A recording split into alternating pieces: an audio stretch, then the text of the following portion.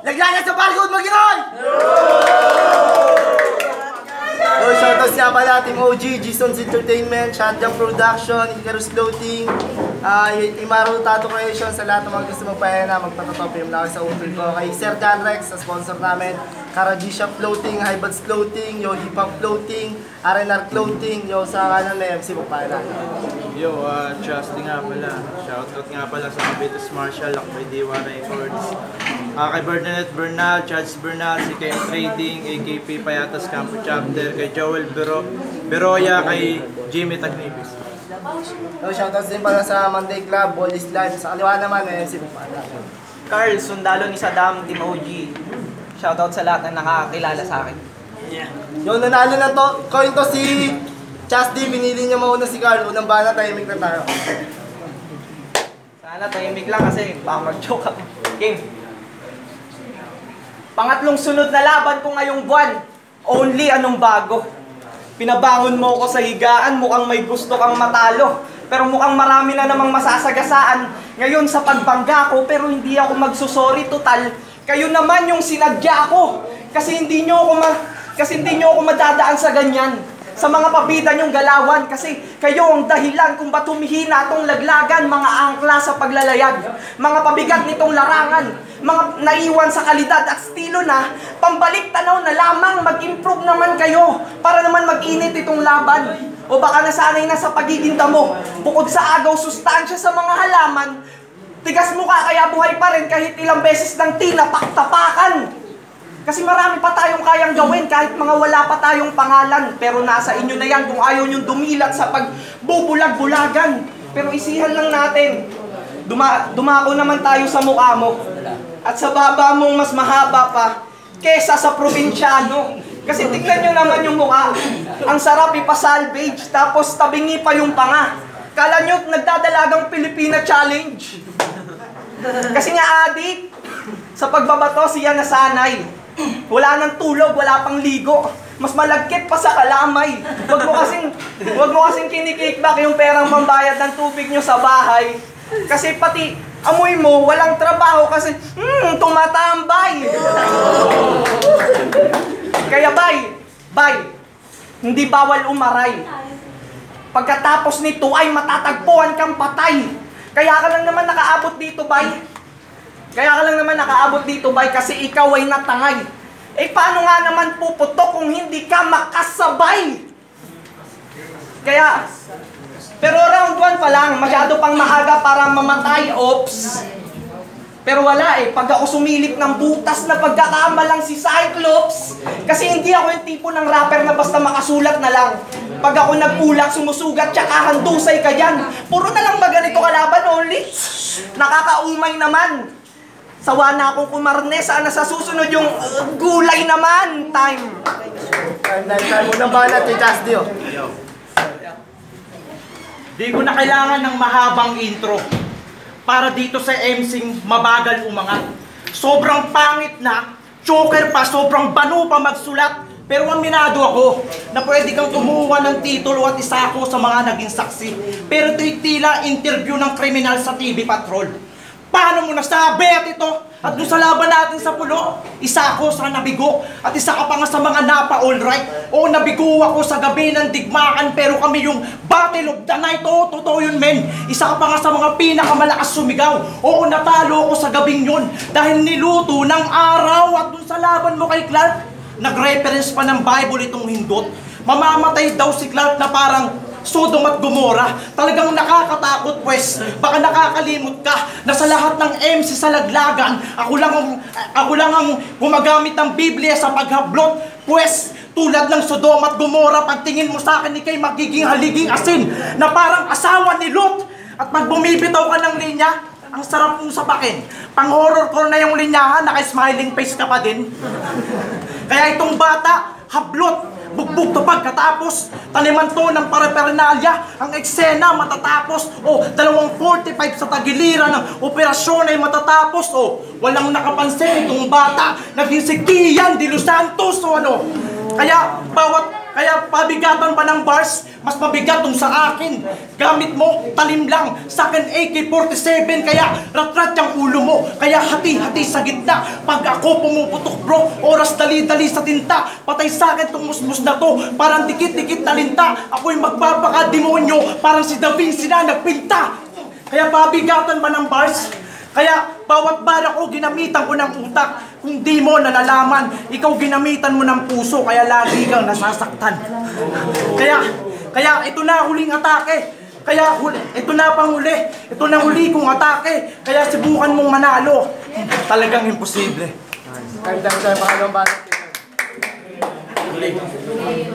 Sa mga battle ko na choke, humihingi po ako ng pasensya. Hindi na para magdahilan. Sa mga battle ko na choke, humihingi po ako ng pasensya. Hindi na para magdahilan, basta pahingi na lang dispensa. Pero at least lahat ng mabitawan ko solid. Sulit yung bawat letra, hindi katulad nung sayong parang newsfeed. Di nga nauubusan pero wala ka namang kwenta. Hindi nga nauubusan pero wala ka namang kwenta. Pero rekta na tayo sa susunod na round. Gusto kong maghinay kasi baka isipin yung kalabisan. Kung iba di ba ko ito masyado dito sa harapan. Kasi baka isipin yung kalabisan. Kung iba-ibag ko ito masyado dito sa harapan. Kasi kung kukunin ko ba lahat ng rounds, maiisip nyong kasakiman. Kasalanan ko bang buong buo yung mga banat ko, kaya hindi nyo mapalitan? Kaya, hindi nyo mapalitan. Kasi kitang-kita naman. Siya yung datihan, pero tagilid pa siya sa akin, tagilid. Kaya pala, ang hirap mo na basahin kasi kung susumahin, ako si Carl. Kaya ako yung may case sa laban natin. O di ba? Kahit sa pangalan, patignan yung round ni C ay kukulangin. And speaking of pangalan, jeje mo ng putik, Chaz. Pwes dito wala ka ng ligtas. Kasi dito wala ka ng ligtas. Kasi dito, magsisimula yung karera mo, pigtas. Pag nagkaanak ka, isunod mo sa'yo yung pangalan. Tapos turuan mo sa pagbigkas. Tamang-tama, ikaw si Chas. Di tapos pangalan niya, I-Chas. Tapos, malamang tampulan nyo ng pintas. Tapos ipasok mo sa laglagan. Malamang palagi rin siyang talo kasi double meaning na agad pag sinabing ang baho ng pangalan. Kaya Chas, di... Sumuko ka na lang kasi wala ka naman talagang panalo sa akin. Nakakatawa nga ang initials mo, C, D, pero yung mga laban mo malabong piratahin, maliban dito. Kasi baka matripan nila kung paano kita wasakin. Kasi baka matripan nila kung paano kita wasakin. Pero, ang masama nun, skip yung mga banat mo tapos itira lang yun sa akin. Pero sige, round mo na. Magbibigay pa ako ng balato kasi hindi ako nagtatapos ng round ng walang punchline.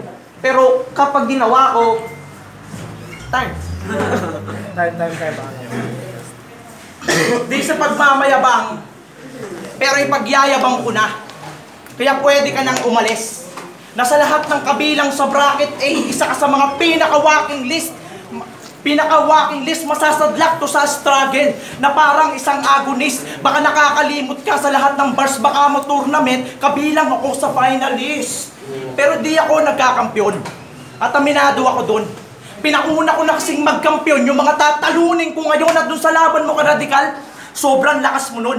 Mga linya mong ginamit ay tila pang baon pero dun sa bawat bara ay lumabas na sa kahon dahil lahat ng linya mong ginamit kay airflow lahat yun. At speaking of airflow, kabatch ko siya sa rap lines 4 years ago. Noong mga panahon ako'y bagito at nasisinson ako'y di nagpatinag at nagpatuloy sa paglakad. Unang battle ko sa rap lines, Battle of the Year ako kagad. At ako'y nagpatuloy sa pag-usad at lalong nagpatindi. Ako'y di mo mapapasabog dahil di ako nagsisindi. At sobrang lakas ng bultahe, parang humawak ng light na kuryente. Ako'y di mo masasabihang mahina, tinalo ko si Gerald Bulante. At dalawang bars baka mo, finalist ako pare. Finalist din kami ni Boss Bay dun sa Vigilante at ako'y wala pang talo sa RPTM at yun ang tunay na serye. Lahat ng yan nagawa ko nung baguhan pa ako dati at yan ang di mo nagawa. Masyado kang papansin, wala kang sigaw, puro bulong, taga-Balintawa ka pa man din. At dun sa laban mo kay Clark, Ikaw ay tumirik, bistulang sumilip sa katotohanang pinilit. Sabi mo sa rounds mo dun, no?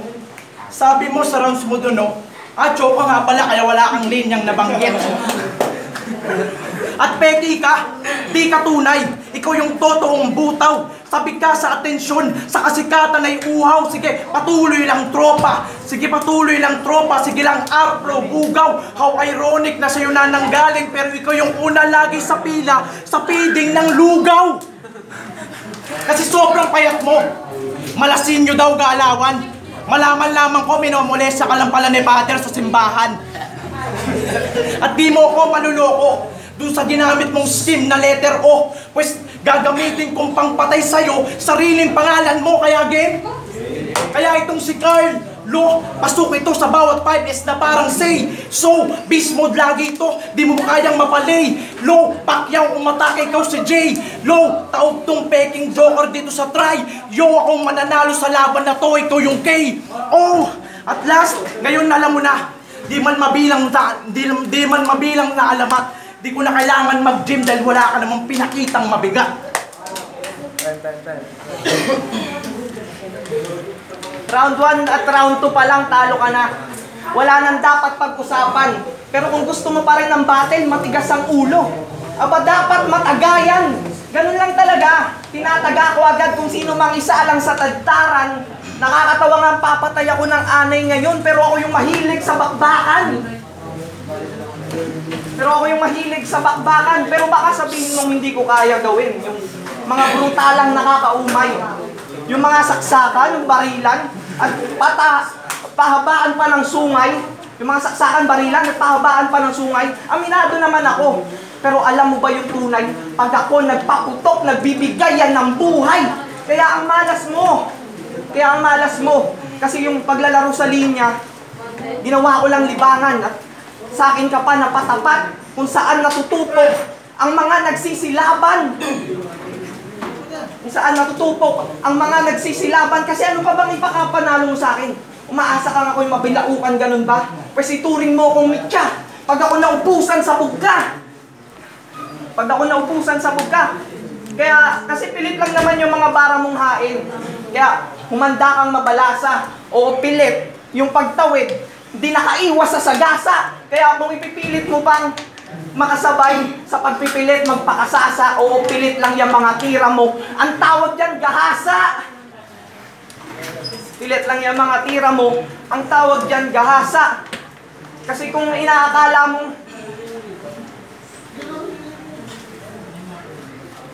ang tawag dyan, gahasa. Kasi binigay ko lang naman yung nararapat sa'yo. Di ba gusto mong magobas? Kumagat ka sa hindi mo kayang nguyain. Ngayon humanda ka na matodas pagkatapos ng laban na to.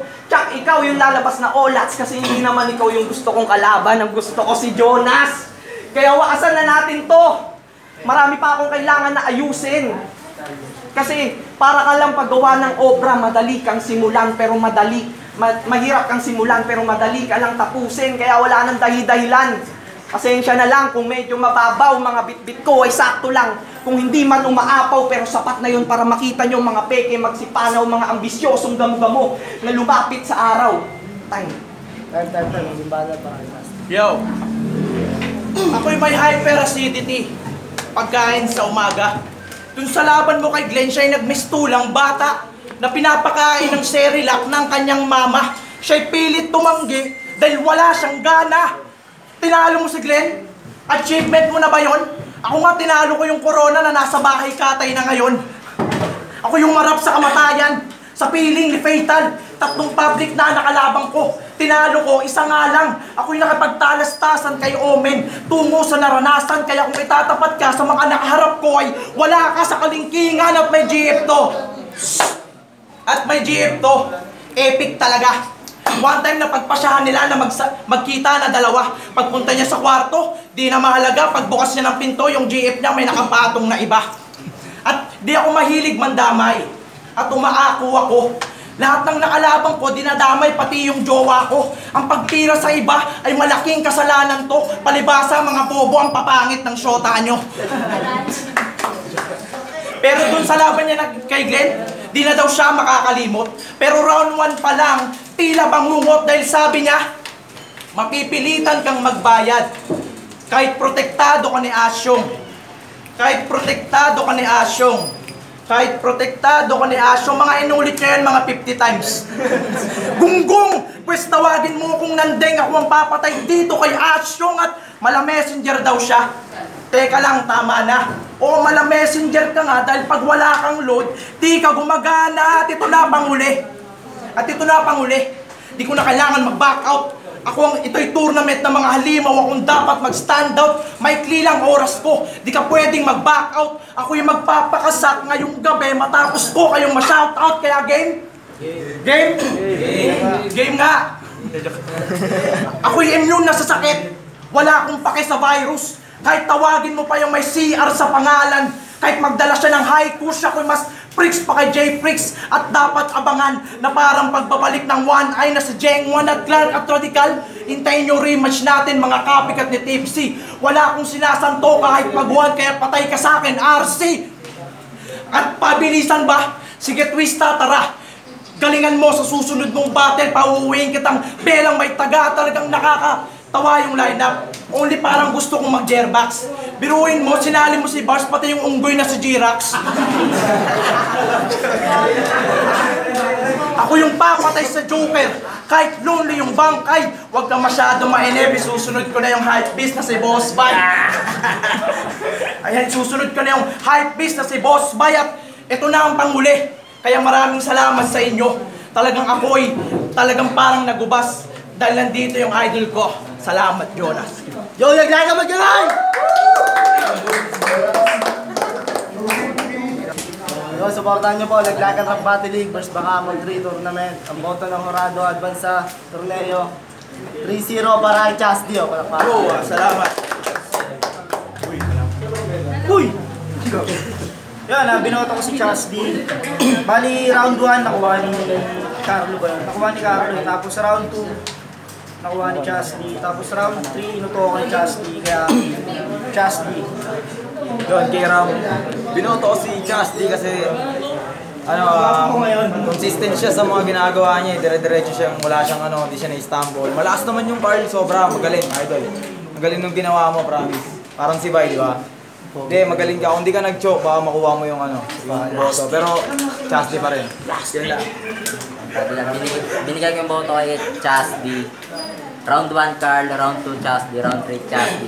Tsaka mas malinis yung performance ni Chasdi.